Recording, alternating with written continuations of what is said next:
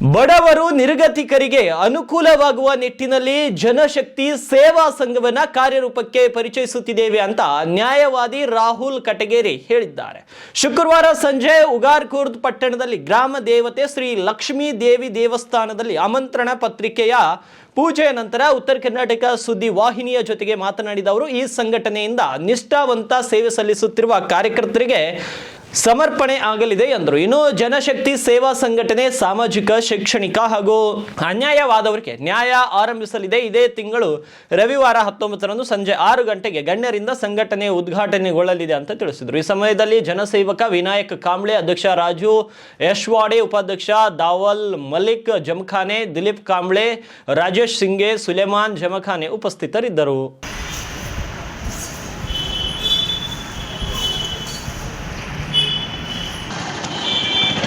19/4/2026 ಉಗಾರ್ ಖುರ್ದದಲ್ಲಿ ಹೊಸದಾಗಿ ಜನಶಕ್ತಿ ಸೇವಾ ಸಂಘ ಒಂದು ಉದ್ಘಾಟನಾ ಸಮಾರಂಭವನ್ನು ಹಮ್ಮಿಕೊಂಡಿದ್ದೇವೆ.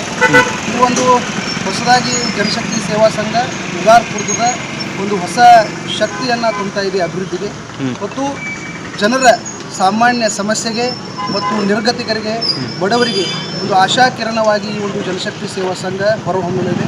ಮತ್ತು ಈಗಾಗಲೇ ನಾವು ಅನೇಕ ಸಂಘಟನೆಗಳ ಮುಖಾಂತರ ಮತ್ತು ವೈಯಕ್ತಿಕವಾಗಿ ಸಾಮಾಜಿಕ ಸೇವೆಯನ್ನು ಮಾಡಿದ್ದೀವಿ. ಬಟ್ ಇಲ್ಲಿ ಉಗಾರಕ್ಕೆ ಒಂದು ಮೂಲವಾಗಿ ಒಂದು ಜನಶಕ್ತಿ ಸೇವಾ ಸಂಘ ಅವಶ್ಯಕತೆ ಇದ್ದಿದ್ದರಿಂದ ಇಲ್ಲಿಯ ಸ್ಥಳೀಯ ಒಂದು ಸಾಮಾನ್ಯ ಅತ್ಯಂತ ಜನ ಒಂದು ನಿಷ್ಠಾವಂತ ಸೇವೆಯನ್ನು ಸಲ್ಲಿಸ್ತಾ ಇದ್ದರು. ಅವರಿಗೆ ಒಂದು ರೂಪರೇಷೆ ನೀಡಲಿಕ್ಕೆ ಈ ಒಂದು ಜನಶಕ್ತಿ ಸೇವಾ ಸಂಘವನ್ನು ನಿರ್ಮಿಸಲ್ಪಟ್ಟಿದೆ. ಅದರ ಮುಖಾಂತರ ಮುಂದಿನ ದಿನಮಾನಗಳಲ್ಲಿ ಅವರು ಸಾಮಾಜಿಕವಾಗಿ, ಶೈಕ್ಷಣಿಕವಾಗಿ ಮತ್ತು ಯಾರಿಗೆ ನಿಜವಾಗಲೂ ತೊಂದರೆಗೊಳಗಾಗಿದ್ದಾರೆ, ಅನ್ಯಾಯಕ್ಕೊಳಗಾಗಿದ್ದಾರೆ, ಅವರಿಗೆ ಒಂದು ಸೇವೆಯನ್ನು ಮಾಡಲು ಈ ಒಂದು ಸಂಘಟನೆ ಕಾರ್ಯ ಆರಂಭ ಮಾಡಲಿದೆ. ಅದಕ್ಕಾಗಿ ಬರುವ ಏಪ್ರಿಲ್ ಮೇ 19ರಂದು ಸಂಜೆ 6 ಗಂಟೆಗೆ ಉಗಾರ್ ಖುರ್ದದಲ್ಲಿ ಈ ಒಂದು ಕಾರ್ಯಕ್ರಮವನ್ನು ಉದ್ಘಾಟನೆ ಮಾಡಲಿದೆ. ಅದಕ್ಕಾಗಿ